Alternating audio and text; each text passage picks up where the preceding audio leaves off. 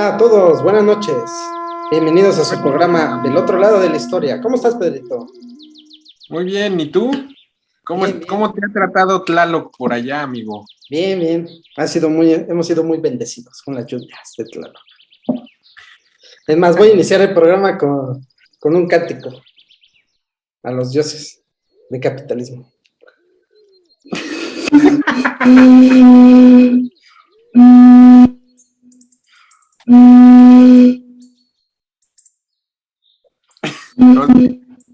O sea, creo que tiene que tener, Líquido, ¿verdad? Bueno, creo que esos hongos que te cenaste hoy están bastante activos, ¿eh? sí. ¿Cómo estás, Pedrico, a todo? ¿Cómo estás, Alexon? Pues nada, hoy vamos a tener un programa que pues, va a generar debate, ya que hay muchos puntos de vista, ¿no? Se Claro, llama la verdad es que nos quedamos con esa espinita del capítulo anterior, ¿no? Sí, de qué onda con la mujer. Este capítulo es la mujer en la época de los aztecas. Y bueno, pues para esta investigación nos basamos principalmente en dos fuentes, dos doctoras. Una es María J. Rodríguez Shadow, que tiene un libro llamado La mujer y los aztecas. Ella es antropóloga de la UAM Xochimilco y pues importante investigadora sobre el hecho. Es Laura de María Rodríguez, ¿no? Ajá, exactamente. María Rodríguez Es, Shadow. es la maestra Laura de María Rodríguez Shadow y su libro La mujer azteca, ¿no? Sí, exactamente. Y por otro Y, lado, tenemos a la doctora Nora ujú. Ricarte Alarcón, que es una profesora de la Universidad de Anáhuac, que tiene varios doctorados en Historia del Arte, incluso algún doctorado en la Universidad de Granada, España. De hecho, así es, como tú lo comentas, pues nos estamos basando en estos, bueno, tanto es un libro como una conferencia que dio la doctora, tema de la mujer, ¿no? Fíjate Ándale. que me llamó la atención que también las dos autoras manejan más o menos las mismas fuentes, que son las fuentes que existen, como el Códice Florentino, el Códice Ramírez, el Lienzo de Tlaxcala y algunos anales históricos de Tlatelolco. Estamos hablando de las mismas fuentes, pero con dos puntos de vista diferentes, y nosotros vamos a tratar de contrastar esa información. ¿Qué te parece, Pedro?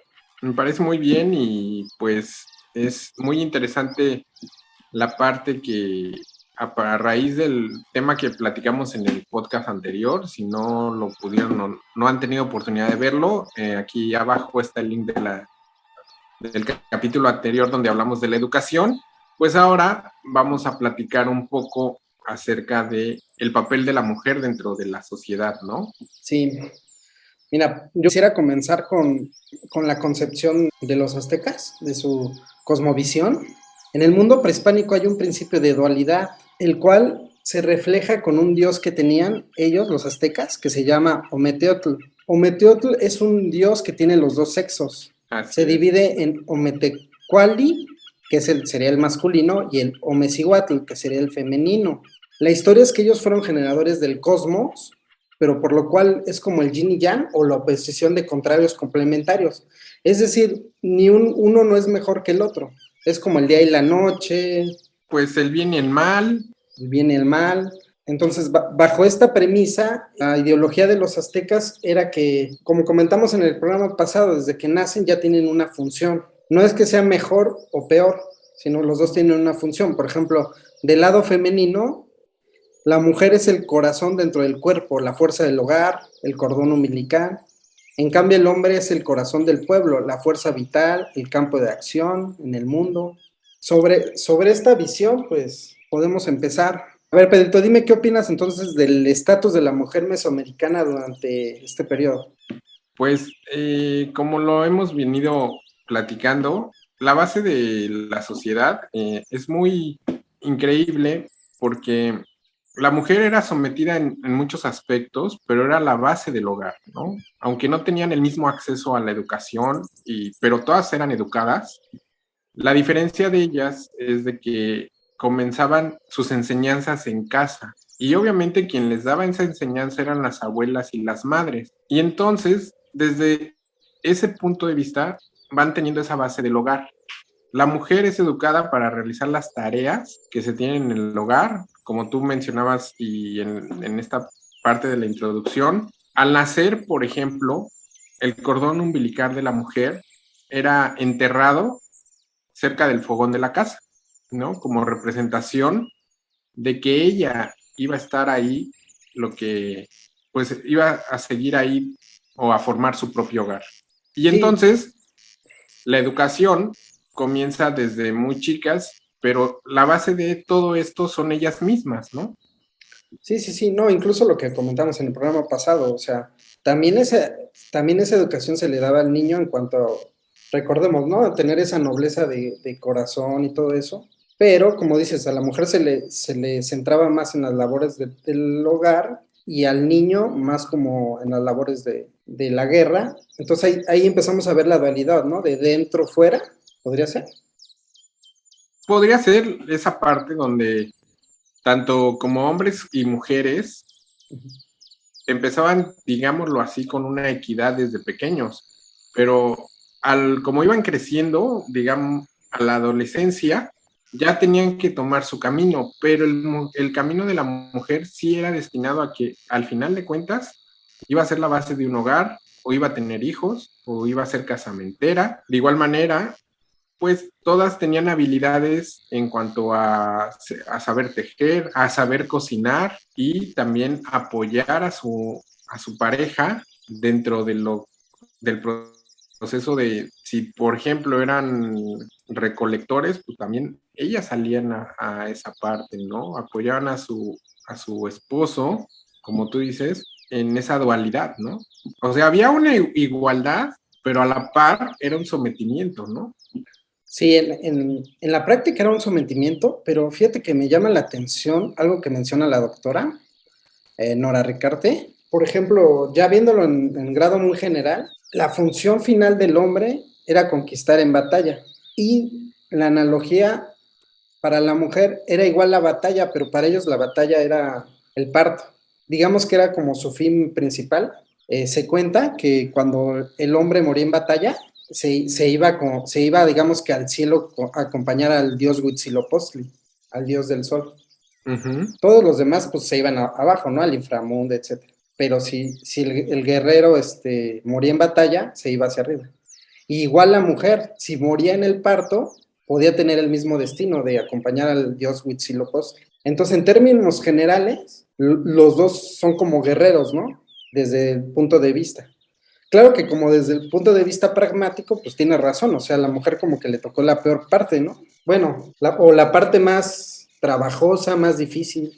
Pues ahí, efectivamente, como lo mencionas, todo va ligado mucho a a la cosmovisión que tenían ellos, los aztecas, pero indudablemente lo que está cañón es que era la base del hogar, era quien traía a los hijos, quien educaba a los hijos. Por ejemplo, si eran hombres, pues los educaban para que tuvieran las bases para después ellos volver a ser guerreros. Efectivamente, como se ha venido platicando en varios capítulos, pues los aztecas, lo principal era que hacían la guerra, definitivamente, pero la mujer era acompañante de ellos, tanto en las guerras como en el hogar, porque Sí. digo, y esto más lo hablan los códices, pues cuando iban a la guerra o a las campañas de conquista, los aztecas, quienes se quedaban en los pueblos eran las mujeres prácticamente, ¿no? Y creo que eso, pues hoy en día también comparándolo un poco con lo que sucede con nuestra sociedad, es lo mismo que sucede en muchos lugares, eh, por ejemplo, sobre todo en el interior de la República, cuando el hombre, pues a lo mejor por no encontrar condiciones de trabajo aquí en el país, emigra, pues las que se quedan en los pueblos son las mujeres y son las que se siguen Sí. haciendo cargo. O sea, al final, al día de hoy, sigue habiendo esa fuerza y esa pues batalla, Pero lo podrías ¿no? llamar como un matriarcado, tal cual. Pues no tanto, porque justamente de lo que platica el libro de la doctora Rodríguez es de que hay una parte donde a los 13 años se les tenía que mandar a la escuela a los niños varones porque se podrían caer en que se volvieran afeminados. O sea, desde esa época había esa crítica social de que no, pues estás bajo un dominio de la mujer, pues vas a quedar afeminado, entonces no, tú tienes que ir al Calmecac o al Colegio de las Masas para aprender las artes de la guerra y aprender otras cosas, y a la mujer, más sin embargo, se le dejaba en casa.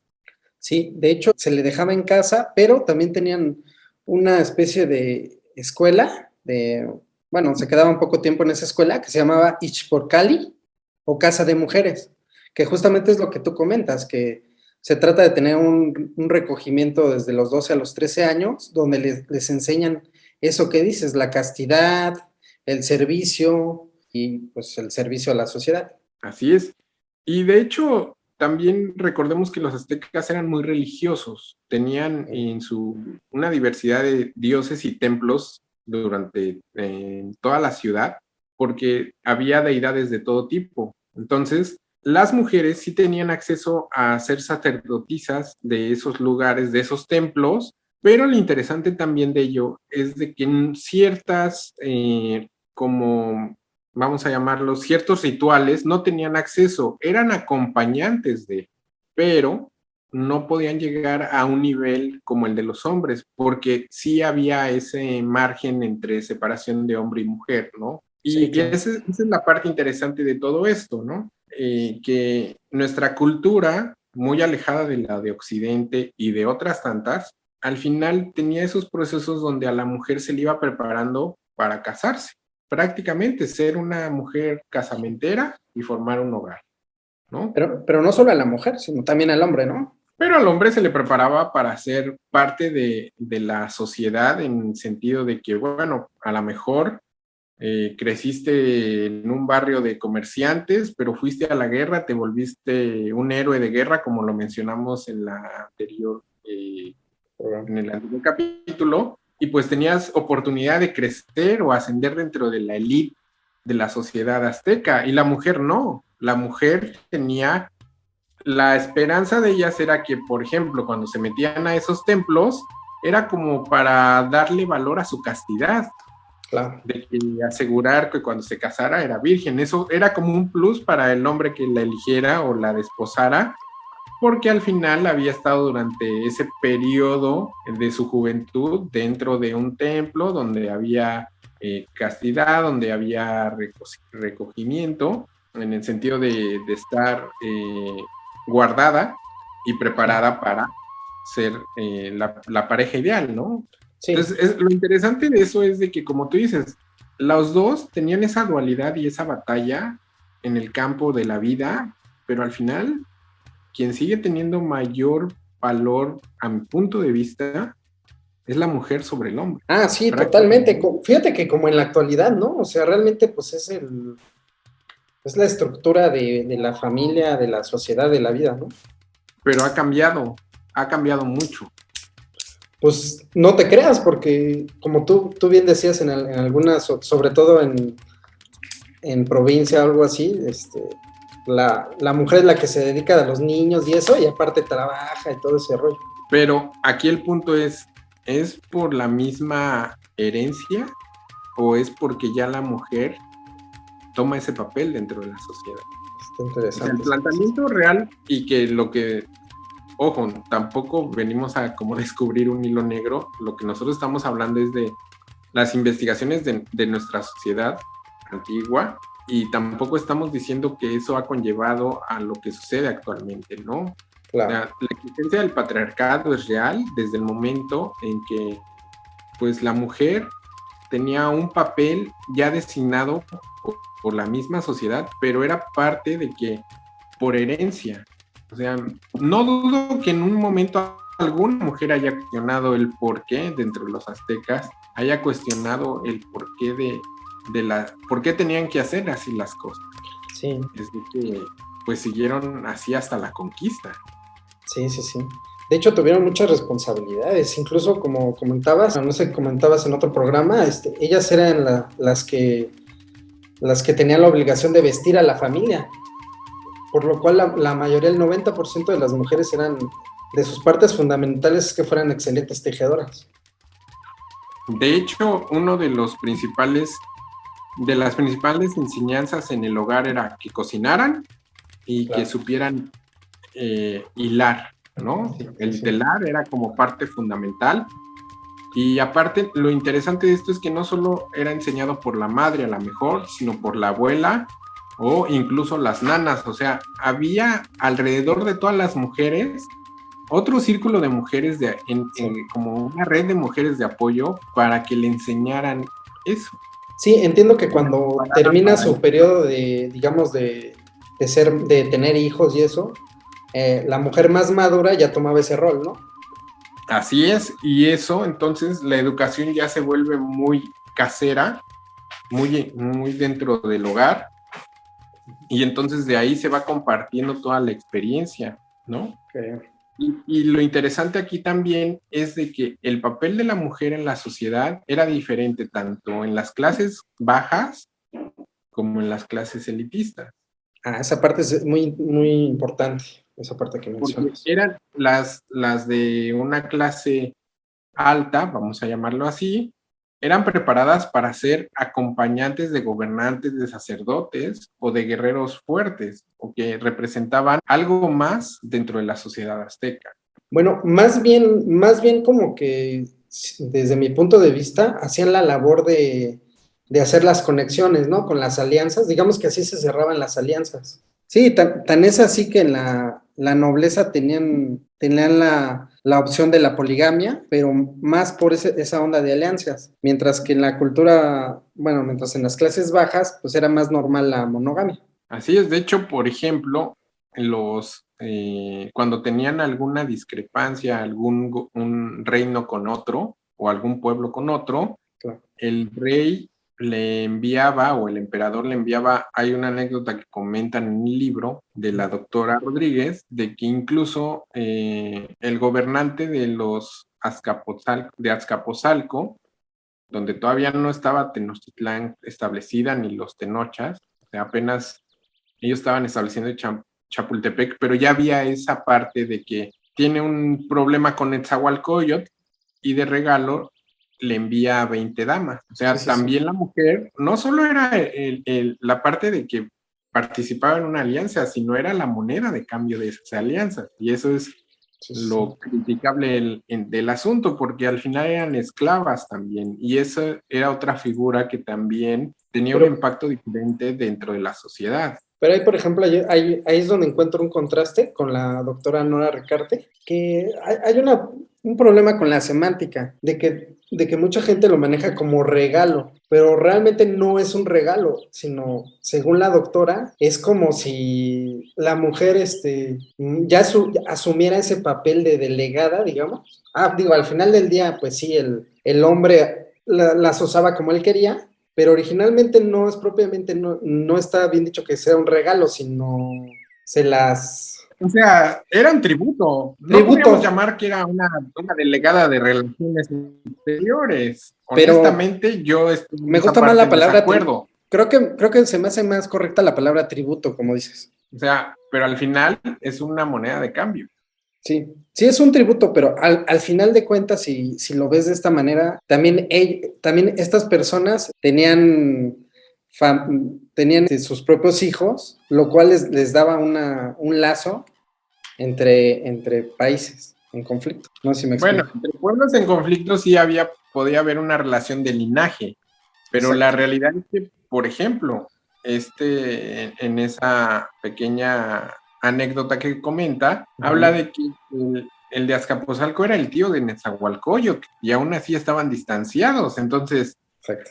obviamente se llegaba a dar, como en muchas culturas, una relación de linaje con un parentesco consanguíneo, eso definitivamente. El tema aquí es de que la mujer, el papel que jugaba ahí era como uno, nuevamente regresamos a la misma parte, ser la base de esos matrimonios que iban a dar paz o iban a generar paz, y ya la par, pues habían sido intercambiadas para ello. Ahora, también hay un papel muy rudo que se habla, por ejemplo, en los sacrificios, ¿no? Los sacrificios había de dos. Las que eran vírgenes y que estaban destinadas hacer, pero, o sea, las doncellas más jóvenes y vírgenes, y que estaban destinadas a un sacrificio, al igual que las que eran pues, sometidas al momento de capturar, eran prisioneras de guerra y ellas fueron sacrificadas como sin preguntarles, pues vas a dar tu corazón al dios tal, ¿no? O sea, era un sometimiento de guerra. Sí, sí, sí. Recordemos que pues ese es el principio de los aztecas, ¿no? La dualidad entre el hombre y la mujer y su relación con los dioses. Entonces, Siempre en la vida de los aztecas van a estar estos tres elementos, ¿no? así es. Y luego también lo importante de todo ello es de que los castigos tampoco eran parejos en ese sentido, ni eras tachado de manera en la sociedad de la misma forma si eras hombre o mujer, a pesar de que, como lo mencionaste en el capítulo anterior, si un guerrero pues no era hábil para las artes de la guerra, pues era señalado, ¿no? Dentro Sí, de la sí. sociedad era fuertemente criticado. Sí, Y pues incluso en ese aspecto como que había mucho bullying en el pueblo, tanto para la mujer como para el hombre. La mujer, por ejemplo, si salía demasiado y eso era criticada. Y el hombre, si no era valiente para la guerra, también era señalado. Incluso en el libro de la doctora Shadow, te muestra una anécdota, ¿no? De que cuando tenían proezas en la guerra, los hombres tenían derecho a ponerse más joyas. Entonces así, el hombre que no tenía muchas joyas, pues, se burlaban de él. porque eso señalaba que podría ser un cobarde. Sí. Y, por ejemplo, las mujeres igual, o sea, las mujeres casamenteras que a lo mejor ya llegaban a una edad donde no tenían pareja, también eran señaladas. Y también por las mismas mujeres, eso es lo que nos habla el libro un poco, de que al final la mujer, cuando no era casamentera, pues también la clásica que se quedaba como para vestir santos, también era muy criticada esa parte. Dos, la parte igual de que si alguien cometía adulterio, pues no era el mismo castigo para hombres que para las Ah, sí, no, mujeres. ahí coinciden las dos autores de que el castigo era mucho peor para las mujeres. Pero el castigo para el hombre era la muerte, eso también está señalado, y en cambio para la mujer no era la muerte, pero era el sometimiento y el estar señalada durante el resto de su vida. No sé qué peor castigo era, si mejor es morir que ser Muerte. señalado durante toda tu vida, ¿no? Sí, ok. Y bueno, dentro de esos puntos también lo que se habla de que obviamente cuando son traducidos todos estos vivencias de los aztecas por parte de los códices y por los autores como Fray Fernandino de Sagún y los que mencionamos al inicio, el tema de que hablan de que el azteca era gente muy carnal, o sea, muy deseosa de tener relaciones, ¿no? Ujú. Y dentro de eso, las mujeres eran un trofeo de guerra. Por ejemplo, también se menciona que hay una anécdota de que cuando recién los aztecas llegan a la cuenca de México, los de Azcapotzalco les declaran la guerra para que los hombres salgan del pueblo y ellos llegan, pero lo único que hacen es ir a violar a las mujeres de los aztecas. Entonces, cuando los aztecas se dan cuenta de ello y tienen la revancha, hacen lo mismo, pero a un grado donde no solo someten a hombres y mujeres, sino a las mujeres ya les toca un castigo peor donde son esclavizadas y donde ya son sometidas por los aztecas a ser pareja de varios guerreros. Entonces, ¿Es lo que les llaman las alegradoras? así es, y de pronto son como la parte de que las vuelven prostitutas de ellos, ¿no? Sí, Aunque sí, se sí. escuche un poco fuerte. Sí, sí. Eso también habla de que los aztecas pues tenían ese tema de ser muy como vengativos en ese sentido, ¿no? Sí, sí, sí. Serán muy Y en vez de vengativos. ser una alianza, ahí la mujer fue parte como de la venganza de ellos. De hecho, había muchas variantes, ¿no? Porque era muy común que en una familia el hombre muriera en batalla. Entonces, esa mujer que quedaba sola se le daba un poquito más de libertad en cuanto acción, ¿no? Para proteger a sus hijos y cuidarlos. Entonces, en esa parte sí eran un poco más flexibles. Así es, obviamente la situación era diferente y había un escenario, eso sí tenía, eso es lo admirable de la sociedad azteca. Según el tipo de situación, los aztecas tomaban esas decisiones, como tú comentas, donde o podía ser un extremo de ser como una red de apoyo para esas mujeres que quedaban viudas, como también ser una fuente de sometimiento peor para las mujeres que, por ejemplo, regresando al tema de que cometían adulterio o algo similar, ¿no? La sociedad sí estaba estructurada en el sentido a partir de la mujer y eso es lo increíble. O sea, todo parte a partir de la mujer, pero no es la que está más beneficiada dentro de la estructura social, ¿no? Sí, digamos que en la ejecución siempre era la que llevaba la peor parte, ¿no? Así, pues una carga más de trabajo y más bien esa igualdad de que se le reconociera, ¿no? Por ejemplo, pues a lo mejor entrando a ese debate de pues la fuerza entre hombre y mujer es diferente, pues hasta el momento yo no he escuchado o he leído o hemos encontrado indicios de alguna mujer guerrera, ¿no? Sí, no. De algún códice hable de que alguna leyenda de una mujer guerrera.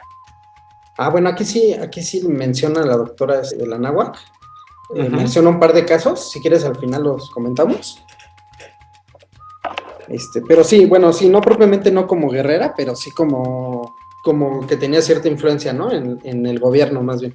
Bueno, eso sí había que, por ejemplo, de Moctezuma, sí había hijas de Moctezuma que estaban involucradas dentro de la política, sino en lo político y en la toma de decisiones. Claro. Eso me refiero.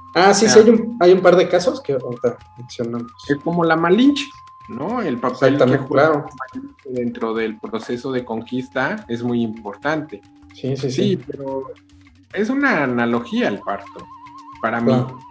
Sí. O sea, sí, es la guerra combativa de la mujer en ese momento del nacimiento, pero después, ¿qué sucedía? Sí, después ya tenía que seguir. ¿Quién lo acompañaba en ese proceso? No era como al hombre que lo acompañaba a alguien, no tenía derecho a mayores joyas como el hombre, o a tener un premio, ¿no? Sí, en ese sentido sí tiene razón. Y en esa batalla, el primer hijo no era varón, pues eran criticadas por el hombre de la casa. Hay un aspecto que me llama la atención, de que existía el divorcio, ¿no? Si el hombre no cumplía las expectativas de un azteca, digamos, de promedio, se podía generar el divorcio y las mujeres, o también podía ser por adulterio. Así es. Y las mujeres, me llama la atención que se quedaban con la patria potestad de los niños, cosa que no es nada menor, ¿no? Claro, ¿no? Y lo interesante es eso, que al final el derecho azteca siempre respetó esa parte, ¿no? También es muy importante cómo tenían estructurado unas leyes que permitían esa igualdad en ciertas cosas. La doctora de la Náhuac menciona justo eso, de que, por ejemplo, las mujeres podían ser, por ejemplo, doctoras, porque curaban a los guerreros y eso, pero en el papel no se les reconocía, ¿no? Así es, o sea, no eran como partícipes de eso, ¿no? Como ser heroínas de salvar a alguien, ¿no? Claro. Era como su obligación, casi, pero si lo salvaba un hombre o un brujo o un sacerdote, pues gracias a él y a la divinidad, ¿no? Como siempre, dentro de la cosmovisión. Y esa es la parte interesante de esa dualidad que hablamos, que hasta qué punto, y eso incluso hablando un poco y saliéndonos un poquito de estos dos textos que nos basamos para este capítulo, pues Octavio Paz, incluso en el laberinto de la soledad lo menciona, ¿no? O sea, el mexicano nunca deja de ser hijo de la chingada. Y la chingada es la mujer, la madre azteca, la madre que sufre. Sí. Y en el presente, ¿no? Pues a lo mejor es justo por la cosmovisión, ¿no? De que no necesitan ser reconocidas, o sea, simplemente ellas existen para servir en un aspecto muy amplio, ¿no? pero el sentimiento de que el servir es un sometimiento al patriarcado es hereditario a partir de la sociedad azteca, o será por el cambio de la estructura social actual, porque regresamos a esa base, ¿no? Es increíble que después de 500 años se sigan teniendo esos temas de la mujer juega un papel importante, pero no tiene ese reconocimiento como debería dentro de la estructura social. No estamos diciendo que no lo tiene actualmente, y eso es muy importante, sino que al final ese reconocimiento conlleva muchas batallas por parte de ellas hoy en día, ya no solo en el parto, sino en la búsqueda de esa igualdad, ¿no? Dentro de nuestra sociedad. Claro. Pero es un reflejo cultural muy fuerte de nuestra base que fueron los aztecas, ¿no? Y eso es muy interesante de toda esta plática. Sí. Al final, nosotros no estamos diciendo que es herencia, sino que dentro de la estructura de nuestros antepasados, la mujer jugaba un papel súper importante, pero era sometida sin ese reconocimiento que tienen o que deberían de tener las mujeres hoy en día, ¿no? Sí. O sea, tú lo llamas reconocimiento, pero también puede ser como más igualdad en el sentido de que las labores... Reconocimiento sería para mí de que haya una igualdad en todos los sentidos, de que hombre y mujer no hubiera una discrepancia, de que no es de ser más fuerte o ser más combativo, sino que tienes derecho a lo mismo dentro de la misma sociedad. Y que al día de hoy, por muy modernos que seamos, pues no se ha llegado a ese equilibrio y se demuestra en muchos aspectos dentro de nuestra cultura, ¿no? Claro. Y una opinión muy personal. Claro está. Oye, Pedro, ¿qué te parece si regresamos un poco y hacemos un resumen de los tipos de mujer en la estructura social, la mujer azteca? Échale. Ok, aquí la doctora Ricarda Alarcón separa en 6 tipos de mujeres que existían en esa época. Uh-huh. Ok, las primeras y más respetadas eran las mujeres adultas o que ya estaban en su vejez. Era impresionante que por la alimentación y la higiene que manejaban los aztecas, vivían bastante, ¿eh? De hecho, las mujeres llegaban hasta los 60 años, que en aquella época pues era muchísimo, si no es que más. Y es. Sí, y entonces cabe destacar que dice que estas mujeres mayores, dice que siempre están en casa y mandan lo que se tiene que hacer, como lo que platicábamos, ¿no? Como ahora en la sociedad, solo que antes eran mucho más respetables. ¿Tienes algún comentario de eso o paso a la siguiente? No, yo pienso que hoy en día siguen siendo más respetados los ancianos en cuanto ya sea hombres y mujeres dentro del hogar, ¿no? Dentro de la casa. Creo que son los que tienen más experiencia y siguen siendo respetados en lo que se tiene que hacer en muchos sentidos. No al 100% hoy, pero yo creo que sí tienen esa batuta todavía de tomar decisiones importantes dentro del seno familiar, ¿no? Ok, digamos que en ese siguiente nivel siguen la mujer, lo que le llamarían la mujer moza, que entra dentro de este grupo, pues las mujeres en formación, que son las hijas, las que empezaban a ser esposas, que deben de ser, según su enseñanza, laboriosas, diligentes y discretas, y bueno, esa parte ya la habíamos comentado, ¿no? Sí, definitivamente. Después siguen las mujeres digamos que de la mediana edad, el común deseado, sea que sea una mujer gentil, hermosa, bien dispuesta, guarda su honra y su fama. Es decir, es una mujer que está en ese proceso de tener muchos hijos, pero a la vez es la estructura del hogar, a la vez ayuda al marido, o sea, es como una super mujer, ¿no? Es como el superhombre, pero super mujer. Pues es como una mujer casamentera, recién casada, que está en toda su plena juventud, que todavía está recién sale del seno familiar, porque es muy importante aclarar que ellos eran casamenteras jóvenes, o sea, alrededor de 15, 16 años ya eran vistas para el matrimonio, ¿no? Sí, de hecho, a esa edad, pues generalmente al hombre no le alcanzaba para alimentar a todos los hijos que tenían y ella se tenía que ayudarle en la Sí. agricultura, lo que comentábamos hace rato, ¿no? De que tenían que ir a vender sus textiles, que Así es. ahí entra una anécdota también, es de lo que comentamos, ¿no? O sea, sí le dejaban vender los textiles, pero tenía que venderlos a un precio menor. Así es, o sea, no era lo mismo si un hombre iba a negociar sus mantas o sus trajes a que fuera una mujer. Y esas mujeres se les permitía, pero porque tenían que cumplir con esa parte de que, bueno, era como para ayudar al hogar y aparte, primero tenían que vestir a su familia y ya después lo que sobraba era lo que podían vender. Sí, Casi, exactamente. casi, ¿no? Sí, Y no que se dedicaran a ser artesanas de ello, eso es muy importante, sino que todas sabían hilar. sí, era una parte. Todas en su casa vestían a sus familias. Sí, de hecho, era parte súper importante porque, como mencionábamos, si se llegaban a quedar solas, pues era su único medio Así de es, sustento. Y así es. de hecho, las que no lo lograban hacer, que realmente eran muy pocas, pues el padre tenía derecho a venderla como esclava o lo que le llaman Sí, la onda de la prostitución, pero está un poco abstracto eso, ¿no? Porque eh, la, la autora del libro, de esta Rodríguez Shadow, sí maneja como que la prostitución era como pues las esclavas y la gente que quedaba muy relegada. Pero del otro era como lado, ajá, la del otro lado, secuela. la otra autora dice que más bien era como compañía de los guerreros. Entonces, ¿qué opinas de eso?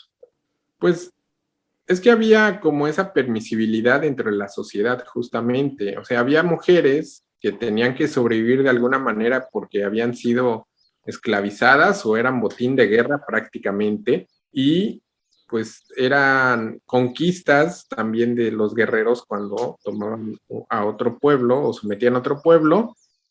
Y de pronto eso era lo increíble, que eran relegadas a ciertos barrios donde vivían los demás esclavos. Entonces, hay algo interesante que también habla la autora Rodríguez Shadow, que por ejemplo, en esos barrios donde estaban puros esclavos, pues a veces no podía haber esa convivencia porque no les alcanzaba, o sea, todavía ellos tenían que pagar su libertad o dar Sí, tributo para poder sobrevivir. Entonces no formaban hogares. ¿Y qué pasaba? Que esas mujeres pues se dedicaban ya sea a esa parte también, las que decidían como formar una familia con otro esclavo, pues eran prácticamente todo el tiempo estar trabajando. Había las otras que se dedicaban a la prostitución, que no era mal vista dentro de la sociedad, sino que incluso era como permisible porque el hombre de clase alta sí tenía permitido, o los guerreros sí tenían permitido de vez en cuando como tener esa libertad de tener más parejas si no le satisfacía a su mujer. Eso está como sí, que sí. también increíble.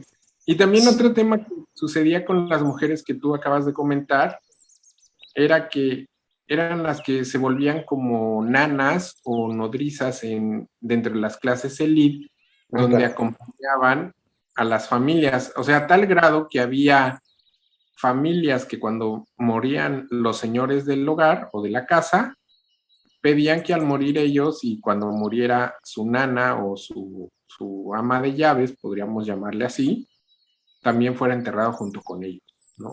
O sea, Ok. había ese nivel de respeto también para esa figura, donde en algunos hogares había esas nodrizas que apoyaban a la educación de los hijos y apoyaban a la señora de la casa. Y había Ah, ese vínculo porque eran esas mujeres que a lo mejor no habían formado un hogar, no eran casamenteras, pero que tenían esa oportunidad de compartir esa educación que habían recibido. claro. Sí, sí, sí. No, definitivamente la mujer era una columna vertebral en la sociedad, en la familia y la estructura también económica. Así, por donde le queramos ver, la mujer era una base muy importante, justamente regresando a esa dualidad de los aztecas, ideal para el hombre. Sí, de hecho, en esa parte de la estructura económica, aquí tengo una lista de más o menos qué era digamos que los oficios que podían hacer. Obviamente, aparte del cuidado de los hijos, el manejo del hogar y la pericia en la cuestión de ser tejedoras, también tenían algunos otros oficios. ¿Quieres que te los diga, Pedrito? A ver, a ver. Bueno, aparte de eso, como comentábamos, si no les alcanzaba, podían ser guisanderas, es decir, pues que vendían comida, podían ser incluso médicas. Como comentábamos, tal vez no eran reconocidas como tal, pero sí llegaban a hacer esa función y cobraban por eso. Incluso... como las clásicas parteras, que hasta la actividad... Sí. Incluso menciona Sagún una anécdota que incluso eran, bueno, obviamente eran mucho mejor médicas que los españoles que llegaron en ese momento, ¿no? Pero bueno, ese es otro tema. Podían ser maestras, podían ser casamenteras, vendedoras, comerciantes, guaguanis, que enseñaban un poco de cosas de baile y eso para los dioses, sacerdotistas, tlacuilos, poetistas, y obviamente ayudaban a sus esposos en el cultivo de la tierra y en la recolección. O sea, prácticamente eran partícipes dentro de todas las actividades comerciales de la sociedad. Sí. Y aquí el punto es de que el papel era tan importante que a la fecha sigue siendo la base en muchos sentidos de nuestra sociedad, más allá de los hombres. Sí, exactamente. Pero lo que uno sería cuestionable aquí es, pero esa herencia de sometimiento de la mujer fue educacional o porque asumían ese papel de esa dualidad que tenían que ser el soporte para el hombre. Yo digo que lo asumían, ¿no? Tal cual. En conclusión, yo pienso que era tal grado la educación de la herencia educacional de mujer a mujer y donde las mismas abuelas, que eran las sabias, aconsejaban a las pequeñas y a las mujeres maduras, que llegaron ya a decir, este es nuestro papel y ese es el papel que jugamos en esta sociedad, ¿no? No, mira, tan es así que cualquier cosa que no fuera eso era mal visto. Por ejemplo, el adulterio, el transvestismo, las prácticas lésbicas, incluso el aborto, todo eso era súper mal visto porque pues eran otras prácticas de las que no están dentro de sus... Lo irónico es de que no era mal visto que un hombre pues tuviera 2 mujeres o que tuviera una cantidad importante de acompañantes, o tampoco lo mal visto era de que en algunos casos había violaciones permisibles dentro de la sociedad, de la alta sociedad. Sí, esto lo mencionan, que se daba cuando, por ejemplo, una mujer despreciaba a alguien de la alta sociedad, él tenía el derecho de humillarla de esa forma. Así es, y era como un sometimiento. Sí. Cosa que no estaba padre. Pero era permisible por la sociedad, ¿no? Eso es lo impactante de esto, y que no había castigo para él. Entonces, al final el papel de la mujer azteca fue muy importante porque era complemento de esa dualidad que se viene mencionando, era esa fuerza, pero también había una desventaja en muchos sentidos para ella. Habrá sido ese coraje o ese carácter el que ha llevado, por ejemplo, a una mujer como la Malinche a apoyar a alguien como Cortés. Sí, bueno, lo de la Malinche ya entra como un punto y aparte, ¿no? Porque lo que se menciona es que realmente lo que ella quería era liberar a los demás pueblos del tributo de los aztecas. O sea, realmente a ella le interesaban los demás pueblos alrededor de los aztecas, pero nunca se imaginó que los españoles, pues, le iba a jugar chueco. Pero el papel que ella tomó, sí, para mí, es como esa fuerza, esa dualidad para Cortés, del lado femenino, ¿no? Sí, bueno, de hecho, según la doctora Ricarte, fue mucho más. O sea, según esto, ella venía de familia gobernante, entonces uh-huh. ella ya sabía cómo se manejaba toda esa cuestión, ¿no? De las costumbres de estos pueblos y eso. Entonces, prácticamente que la Malinche le decía qué hacer prácticamente le asume el 70% de la conquista a la Malinche. Incluso la doctora piensa que tal vez la Malinche era el nombre de un grupo de mujeres. O sea, no se ha comprobado que sea una sola mujer, sino a lo mejor pudo haber sido un grupo de mujeres. Esto yo no lo había encontrado en otra fuente más que en esta de la doctora. Uh-huh. Habrá que ver. Pues sería interesante. De hecho, ella era de Tabasco, ¿no? Era de la zona maya, de hecho, ella. Ajá, sí. Y bueno, a ella se le asume el papel de traductora, ¿no? Que es muy importante, pero obviamente sí fue mucho más allá. Pues manejándolo como lo que tenemos hoy en día, pues yo creo que era como, pues era una diplomática al 100% en ese momento. Exactamente. ¿No? Su función fue totalmente diplomática, que permitió a Cortés, le facilitó conocer más acerca de los aztecas y de las culturas mesoamericanas, ¿no? Pero bueno, lo importante aquí es si eso, como tú dices, al final, ese sometimiento contra el que tenían por parte del pueblo azteca, pues a ella la lleva, o a ese grupo de mujeres posiblemente las llevó a tomar esa decisión de apoyar a alguien que podía retirarlas de ese sometimiento, pero a la larga, dentro de la sociedad, la mujer tanto occidental como de Mesoamérica siguió bajo ese sometimiento durante mucho tiempo, ¿no? Exactamente, Pedrito. De hecho, desde mi punto de vista, pues fue peor, porque pues ya sobre el sometimiento de los españoles, pues ya prácticamente las encerraban en un convento. O sea, todavía es un sometimiento más extremo, pero bueno. Más extremo, exactamente.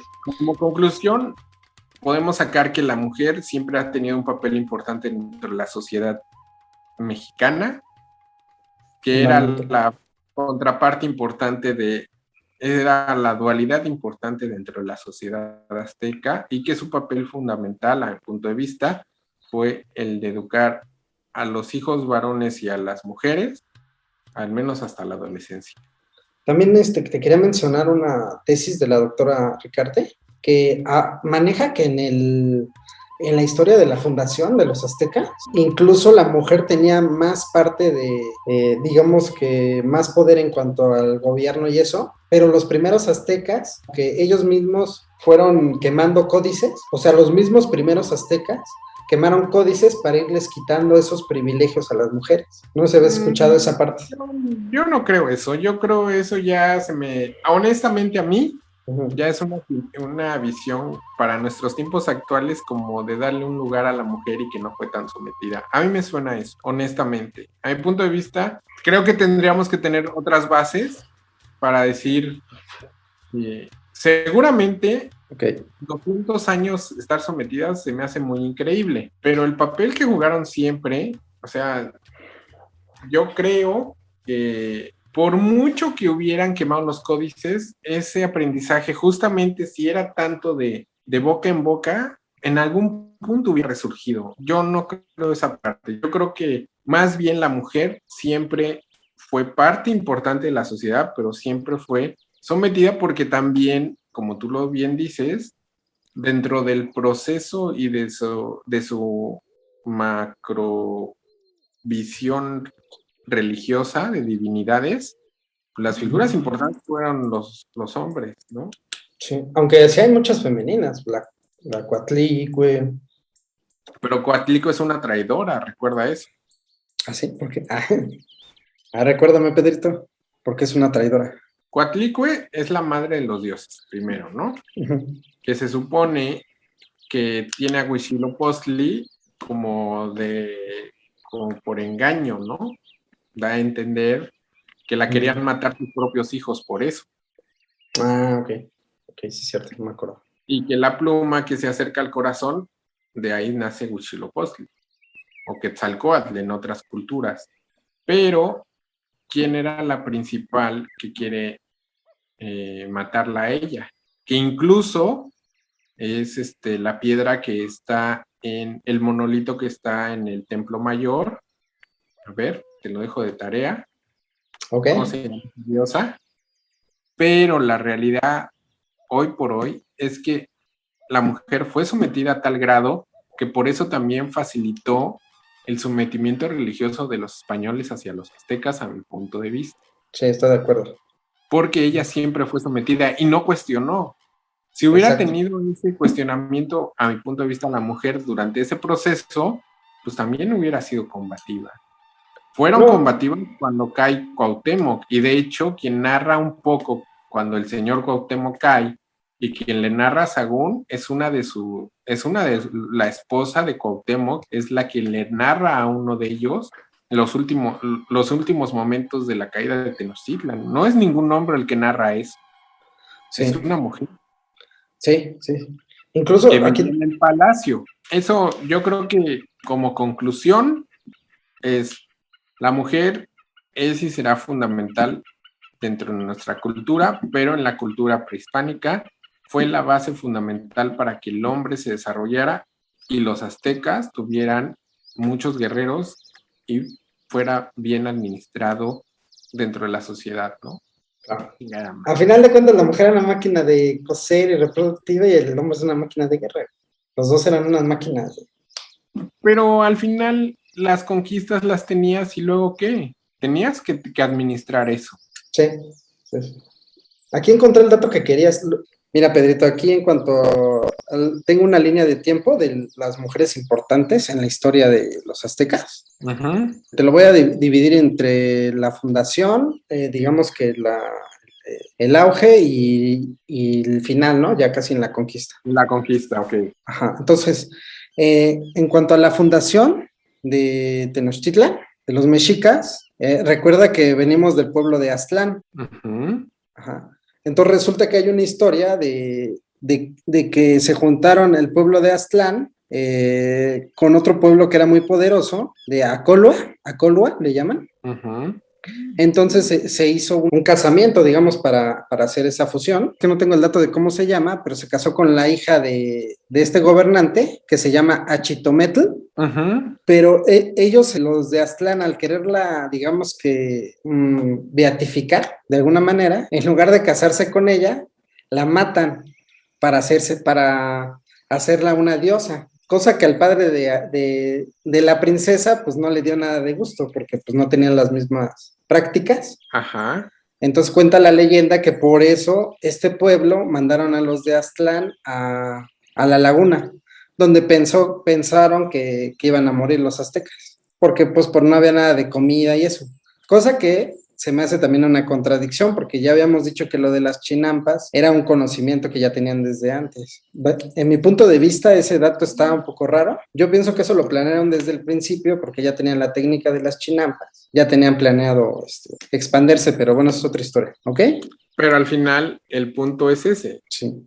Y luego tenían una de las primeras diosas en la fundación, ya que llegaron a la laguna, una diosa que se llama Quetzalmoyahuatzi, que la llaman la fundadora de Carrizos, Tules y Parto. Después yo creo que podríamos profundizar en esa diosa. Pero al final, las mujeres, las diosas, ¿qué representaban? Las actividades que tenía que hacer la mujer dentro de la sociedad. Sí, no es sí. una guerrera, diosas, al papel que tenía la mujer. Ahora, en el año de 1288 se destaca una mujer que se llama Ilancuetl, que era una noble de Acolua, que gobernaba entre 1288 en 1347, que fue esposa de Acampichitli. Se cuenta que esta noble mujer pues era muy inteligente y poderosa, y realmente se cuenta que ella movía los hilos en ese periodo y se hacía lo que ella decía, ¿no?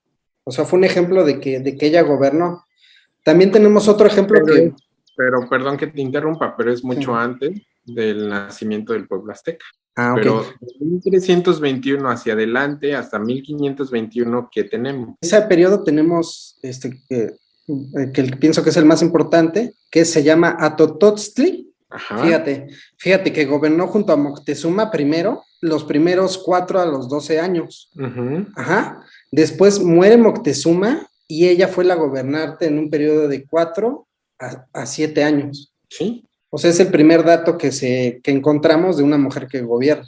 Así es, pero es del linaje de Moctezuma. Exactamente. Su hijo va a ser el emperador. Exactamente, y nunca se interrumpió la sucesión a pesar de que murió Moctezuma primero. Porque Moctezuma tenía un gran poder y era de los emperadores o que más representativos y donde se amplió más. El linaje de Moctezuma es como la parte de los Césars en la antigua Roma, ¿no?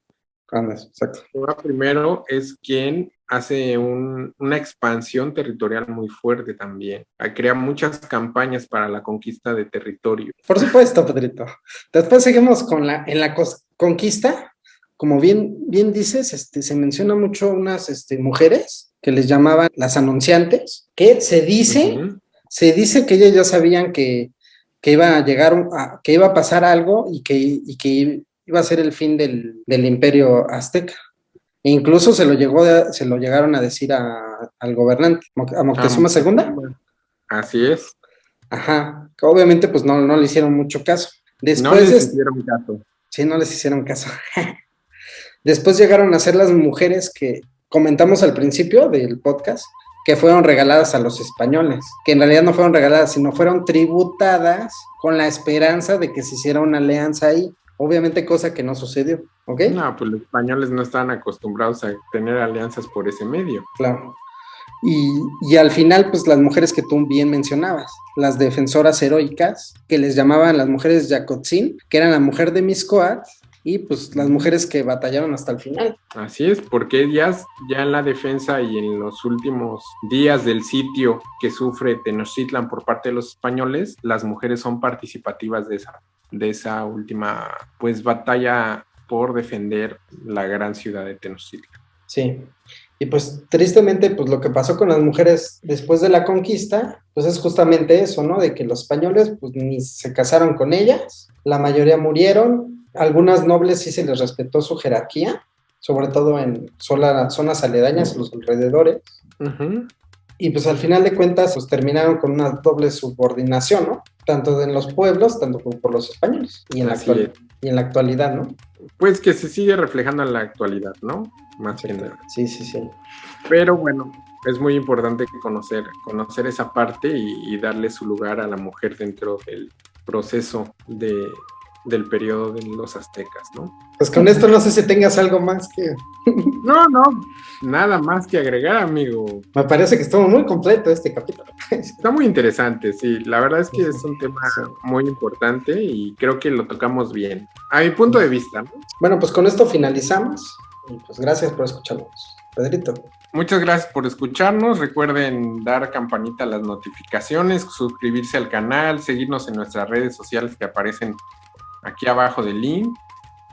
Vamos a compartir los documentos del cual nos basamos para esta plática y pues ahí también ustedes comparten su opinión acerca de este tema. ¿Qué les parece el papel que ha desempeñado la mujer pues dentro de la sociedad azteca, ¿no? Así es, Pedrito. Pues gracias a todos por escucharnos y estamos atentos a sus comentarios y pues ahí vamos subiendo información. Voy a subir la información esta de la historia de mujeres importantes de los aztecas, que las mencionamos muy brevemente al final, ¿no? Así es. Y bueno, entonces igual quien tenga algo más que compartirnos acerca del tema, pues ahí en sus comentarios dejen los links o los datos que puedan complementar esta parte.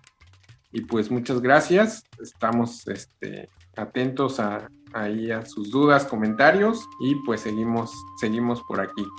Sí, no olviden seguirnos en nuestras redes sociales del otro lado de la historia, darle like a todo eso y recuerden que estamos en podcast. ¿En dónde estamos, Pedrito? ¿En podcasts? En Spotify y iTunes, que son los que más todos tienen en sus equipos para escuchar estas pláticas. Si no pueden verlas o no nos quieren ver el rostro, pues pueden escucharlas sin ningún problema. Sí, recuerden que toda esta plática la pueden complementar con las cosas que vamos subiendo al Facebook. Entonces es donde más les recomiendo que interactúen en Facebook. Así es, pueden ir alimentando la página también si tienen otros elementos que nos puedan compartir, que nos puedan servir y también si hay algún tema en particular que les gustaría que platicáramos, pues estamos abiertos a sus participaciones. Bueno, un saludo a Goyita que nos sigue desde Oaxaca. Adiós. Bye. Bye. Adiós, Pedrito. Un placer Cuídate. como siempre, Pedrito.